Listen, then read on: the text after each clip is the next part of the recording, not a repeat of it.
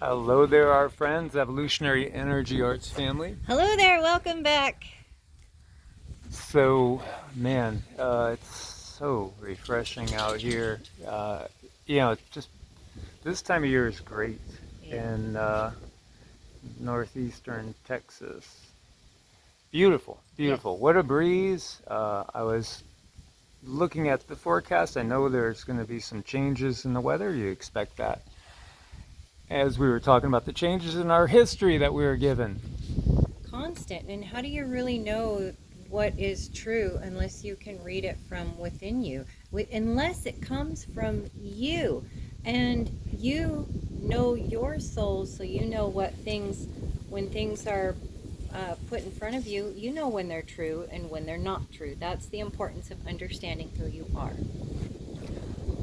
So much of what we've been given is just complete distortion or fabrication. There's some things we wanted to touch on. We talked about, what does he want us to call him? Ali? Ali. Ali. The prophecies of Alois Irlmaier. Yep. And we were talking about that in today's earlier video. And he came through loud and clear. These people still want to help from the other side. And we had talked about the prophecies of Peter Dunev, who is, now become one of our guides. Not an everyday guide, but he does come in as soon as we think of him. He'll come to us. And it feels like Alois or Ali will do the same.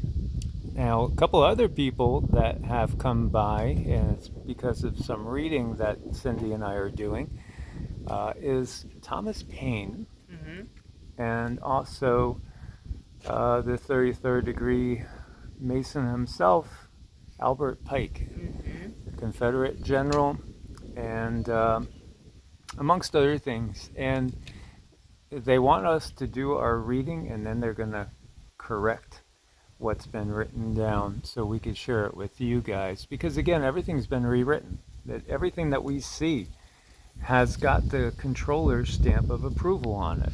And that's important to realize. If we think there's any written source of information that doesn't escape, or I should say, that does escape the controllers revising it, I don't know why anybody would think that. I can't understand why anybody would think that.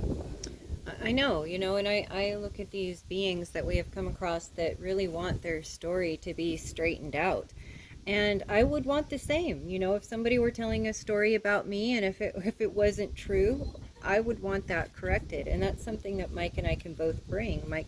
Mike has both the intuitive part of him and the extremely book smart part of him where he can read things, and then as we talk about them, the truth comes out. It becomes very clear what was intended to be said and what they wanted to be said, and the true message of who they are.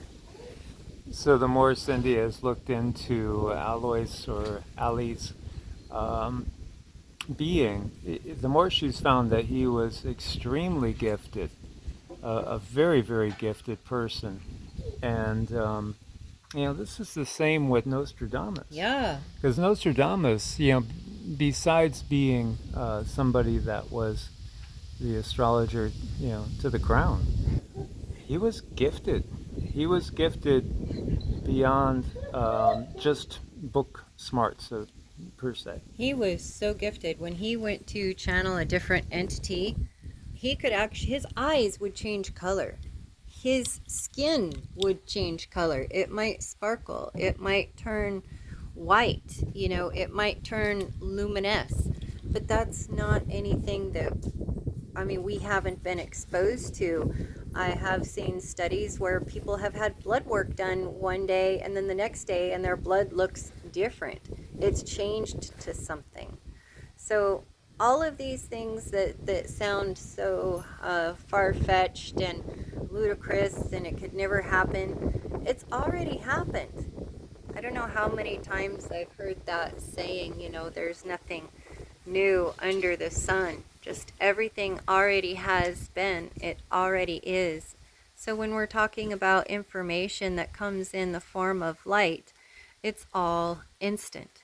It's all already happened. So it's like being able to reach back into that dimension, being able to reach back into that place of existence and pulling that information out. And I found it quite interesting. Ali is quite friendly. He really does want to teach us more about channeling. So he was giving Mike and I some tips on, how to get more out of our channeling, and how, what to feel into, things of that nature. But that's how these beings are. When you read about them, you talk about them, and if you have a developed light body, that really helps. That goes a long way into the sensitivity, of everything. So understanding that light body and what it's capable of is something that has truly been hidden from us for eons. Yeah, everything has been hidden from us. It's part of the plan. They have to keep it that way. But see, this is why everything's going on. They can't have a planet of 8 billion empowered humans. They will not be able to control it. They couldn't control it if just a billion people were truly awakened and had all the abilities that we would have in, say, a silver or a golden age. Even now, they're losing their grip on the narrative. They're not able to maintain it. So it's inevitable. They understand this, and that's why they're doing everything that they are doing. And again, there are many people that we might have perceptions of in our history as being, unsavory, or, maybe have been maligned in some ways, that are just victims, really, of revisionist history. And then there are some that might be put up on a pedestal, and they certainly should not be. As we've talked about, like with Columbus, for instance, this was, a slave trader, and amongst other things, what's the difference between him and a pirate? Well, just that he worked for the crown when it came to the thieving. Right. Yeah, I mean, that's true. They were just told what to do, and they were given these understandings, and they were given information to get them ahead of the game. I think that's the part that's really truly unfair. And that's the part where they have the advantage, and they are taking their advantage to other people, to other beings, and they're using it. They're using it to their benefit. And we're moving out of a time like that. We're moving into a time where there's equalizers, and there's information that we can all have, so that we can all have a fair exchange of energy, and not to where it's so lopsided, only one person is going to benefit out of 20 other people's works. So talk about the grays, what you were getting with the grays. So I'll talk a little bit about my awakening. My awakening, it was quite eventful. I had many different guides come and see me, and I also had a dream that I've really been wanting to go into meditation and finally write it down. But I had a dream about, how the earth was made. And there were these grays in a classroom, and they were very, very friendly grays, and they were showing me with their hands how we could make rainbows of light. And they were just sticking out their hands and like moving it in that rainbow shape, and showing me, see the light that you can create, look what you can create. And these were grays of like little elementals. They were beautiful. And you could tell the difference between these grays that were of elemental type, because they were smiling, they were happy, you could feel their energy. And then there's the other grays that we have now that simply do as they're told. So that's one of the ways we've been manipulated. There's so many victims that we might view as dark forces now, when in reality they're victims themselves. Now, whether they just said, I can't fight this battle, we're never going to win, and they give up, or whether, somebody else gave up on their side, and just like when, one general kneels, hands the sword over to another general, and says, we give up, and the soldiers all lay down their weapons. It's the same thing that's happened basically with those that we might call the Anunnaki. And so we could look back and say, what have they done to humanity? But they themselves are a conquered people. They themselves are now a slave race, so to speak. And just as when we could look back to our own history of slavery, there might be some slaves that rose up through the ranks to have a better quality of life than others, yet they were still subservient.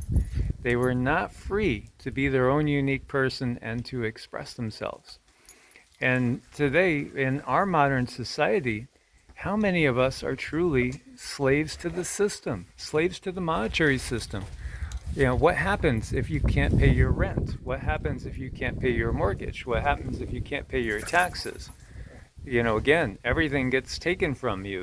And so, in many ways, when we look at these people that are homeless in society, we might feel really bad for them. And yes, many of them are living very, very hard lives of hardship and lack of everything, even just basic necessities. Yet there are some there that have made the decision that they're not going to live a life of slavery. And for them, this is the way they do it. And at some point in time, a lot of us, I think most of us, are going to be faced with choices. And we're going to have to decide, what do we really, really value the most? What are we going to do when we're confronted? And many of you have found these situations already where you've been told by your employers, you got to do something. And many have done what the employer said because they can't see how they could survive without that particular position.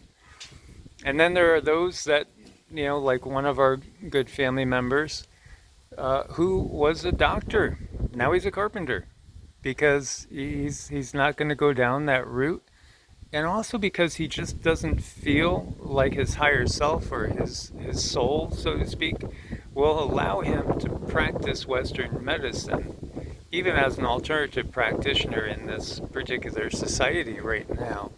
It just is something he can't do. And there are many people that have done those same things.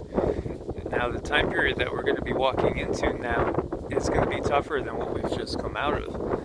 It is going to be tougher. And I know many people want that white horse to show up on the horizon, and there he is, the white hats, the white hat, the white hats. And they're just going to make everything perfect. It's not going to happen like that. There is a complete disintegration that has to happen of this entire society so that it can be reborn. Not reborn into something that's completely authoritarian. No. It's exactly the opposite. We have to purge ourselves of all the vestiges of this diabolical slave system, because it is a slave system.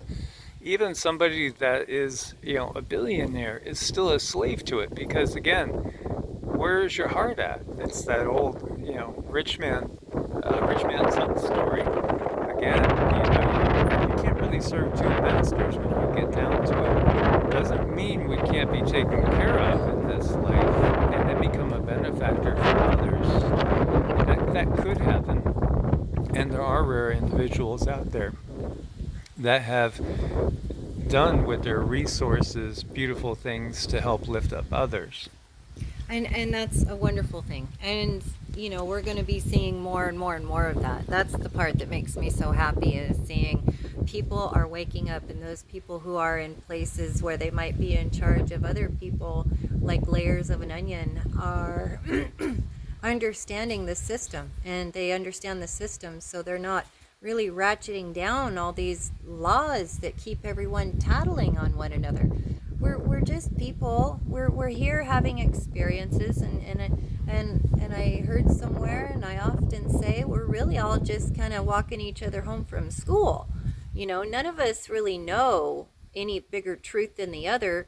Our truth is inside of each one of us. So telling each other our different stories and our different understandings is where we're going to find the most fulfillment out of doing all of that together. Each little individual piece of the puzzle coming together to make the bigger picture and bring about bigger understanding. That's where we're headed. That's a unique path for all. So in these times, it's really truly going to be about what do we value the most, and I don't mean property, and I don't mean position, or ego, anything related to the ego. If we're truly in tune to the higher self, again, maybe a third of us are completely volunteers here, totally here only because we're helping out the other 2/3, and we choose to help out the other 2/3. We want to help them escape this, this whole system that has just lowered humanity's purpose and promise to become nothing but just a tool for just the what we would call in this society the controllers, which again make up the vast minority.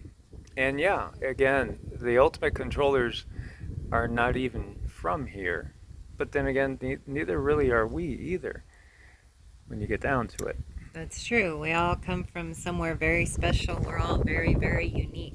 I think what I want most is I want the manipulation to go away.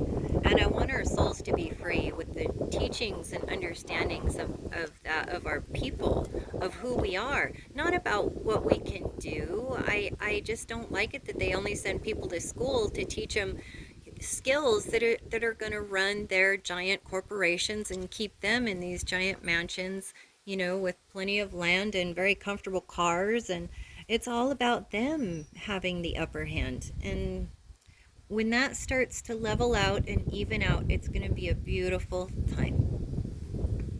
I haven't asked you this question before, but I have it in my mind. How does this third world war that they're trying to start, and basically it is already kind of underway, how does it end? As far as Right. what happens that makes it stop? We end it. It ends with us. It ends with our unique understanding and we need to stand up and we need to say, we're not going to do this anymore. We're not going to go along with the things that you put out in front of us anymore. And it's going to be like that giant realization, like we've talked about, this Durga type energy is going to come and penetrate us even more. And it's that mother's intuition, that mother's understanding that something is wrong, and you can no longer go with it because you know the value in being true to yourself, and you don't want to see your children be taken for a ride with these beings. So it's about us putting a stop to it. And when we say us, we mean the average people out there. Yeah. It's not somebody's going to get elected and put into it, or selected, Yeah. or appointed or anything like that. No, it's when the masses rise up. I keep getting the picture. You guys remember the older movie Gladiator, I think it was, with Russell Crowe and stuff? Can you imagine? Again, they did this for sport. It was sport to the people. Battles to the death was sport. Again, very sick, very sadistic. And it's part of the system. Truly, it is. This is exactly, what the system thrives off of. Because again, yes, there are dark beings, dark forces out there that feed on suffering. It's when humanity says, no, we're not going to do this anymore. We're not going to kill each other anymore for you. We understand what's going on. If you're not feeding these demonic animals, and animal doesn't even, that's too good a word for them. If you're not feeding them, they're not going to stick around and help the controllers out anymore either. So what happens is whole planets can be liberated overnight if there is a change in consciousness. We talked about the planet of the ant people that helped the Hopi. which is actually closer to us. We just can't see it right at the moment, but it's closer to us than Mars or Venus. It's right there. They're right there. They're free. Even though they're a fourth density planet, they're free because they've moved up past that lower fourth density where there's nothing there for them as far as the dark forces. There's nothing there for them anymore. We can move up past that point too to where there's nothing here for them anymore. Right. We have to find that knowing, we have to find that understanding. We need to go within. We need to heal our emotions so we can see things for what they are. I know so many are afraid to really be around people because they're so empathic. They can feel the angst of other people. They feel the pain of other people. And they have to sit and process that for other people sometimes. That truly, truly happens. And when you isolate yourself, you're able to get yourself away from that. You're able to find peace within. But when everyone is working on healing their very own emotions, we don't have to worry about being spread apart so much. Then it becomes a joyous occasion to come together instead of a fearful, painful one. Just, you can see through their whole control system and their belief structure. It just takes going within. Once you get to a certain point, everything collapses. Their entire paradigm collapses. What if you could see your past lives? What if you could see your past lives? And I'll just give you a for instance of knowing, as I've shared with some of you guys, if you've been following the channel for a while, my last incarnation was over close to St. Petersburg in Russia. And so there was a life there. Now I had a few lives over in Tibet and Nepal. I know I've had a life in ancient China. I've had several lives as Native Americans. I also had a life as basically what you would call somebody that was a pioneer heading west. And that's when I first went through New Mexico. So again, I've been the Native American side of things. I've been the pioneer. I've been the Russian. I've been the Chinese. Now I'm here in the U.S. When you have that perspective, you're not going to be driven by that hatred of, the Russians are the enemy, or the Chinese are the enemy, or, the savages are the enemy, or the gringos are the enemy. No, the enemy is the one that manipulates us against us. And look at the us in the bigger sense of the word. We're all part of something much bigger. And so instead of survival of the fittest with Darwinian evolution, we need to look to learn how to live in a symbiotic way. Right, and help each other, not survival of the fittest as in competition. Learn to help one another. Absolutely. So as always, may you guys be blessed by the true creator of this universe. Whenever in doubt, whenever in fear, just call on, whoever you believe in that feels right.